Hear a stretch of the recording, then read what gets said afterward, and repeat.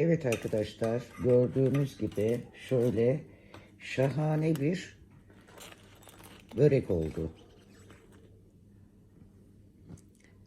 Çıtır çıtır bir börek. Şöyle göstereyim.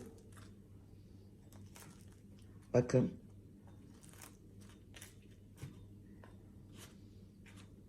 Evet arkadaşlar, ağzınızın tadı hiç bozulmasın.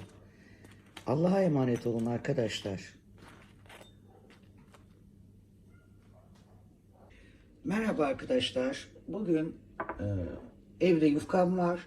Şöyle peynirli bir börek yapmak istiyorum. Bunun için öncelikle sosunu hazırlayacağım. Bir yumurta, bir çay bardağı süt, bir çay bardağı sıvı yağ ve yarım şişeden biraz fazla soda ekledim. Maden suyu, biraz karabiber ve biraz tuz ekliyorum.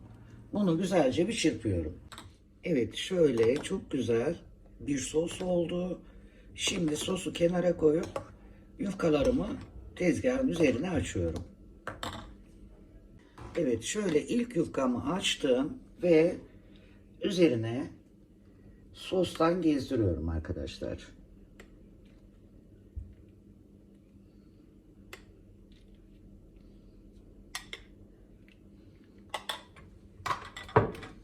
Fırça yardımıyla her tarafına eşit şekilde dağıtıyorum. Tezgah biraz küçük geliyor. Tam açılmıyor yufkalarım. Evet.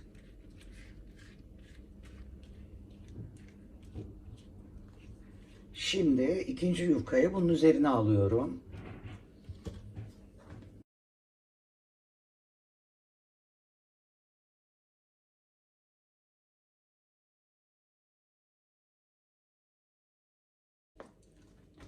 Burada 4 yufka var. Şimdi ben bunu dilimliyorum.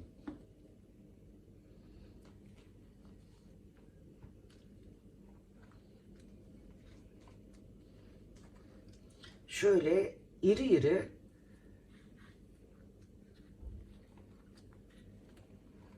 dilimliyorum arkadaşlar.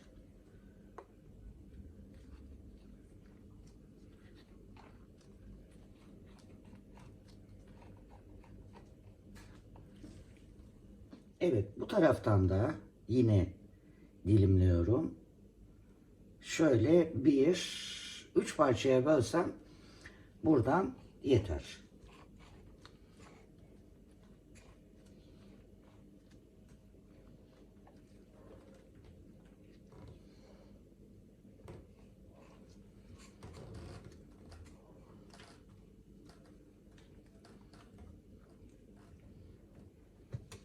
Evet, şimdi dilimlemiş olduğum yufkanın üzerine peynirini alıyorum.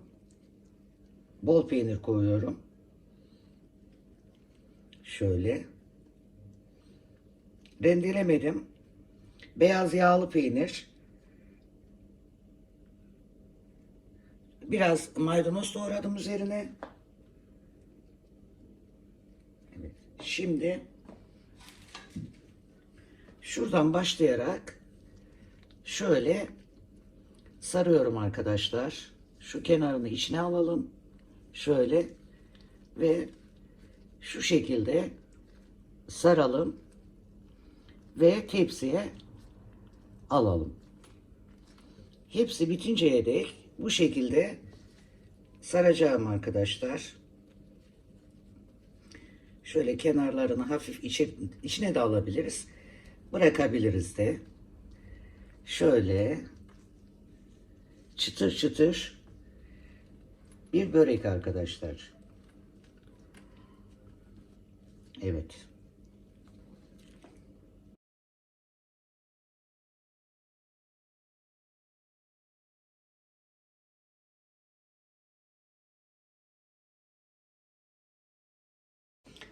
Evet, şimdi sardığım böreklerimi şöyle pişirme tavasına alıyorum.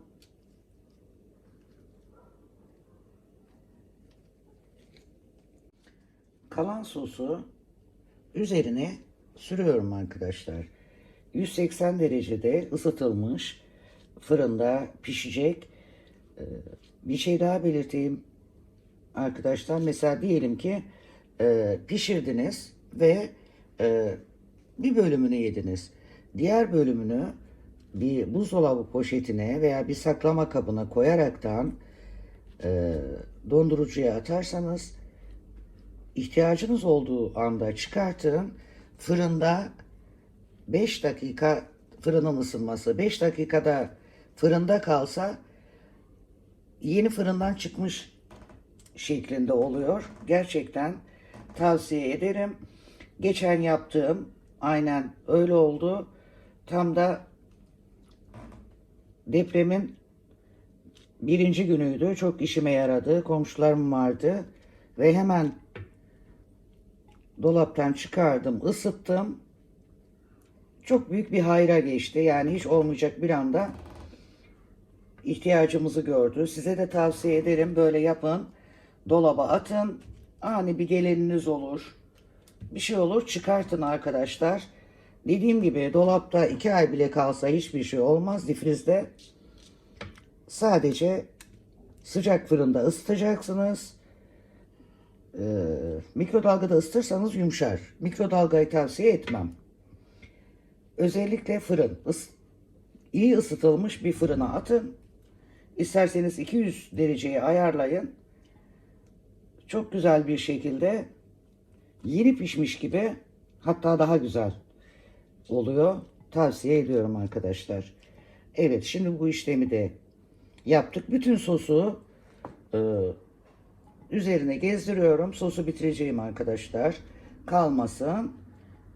Güzelce içine çeksin. Sosuyla birlikte pişsin.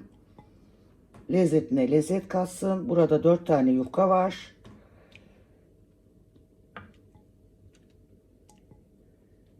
Evet.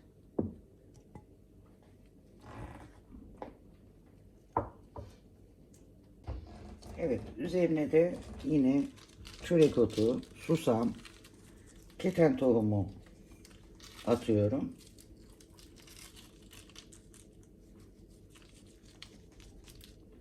Ve fırına atıyorum arkadaşlar.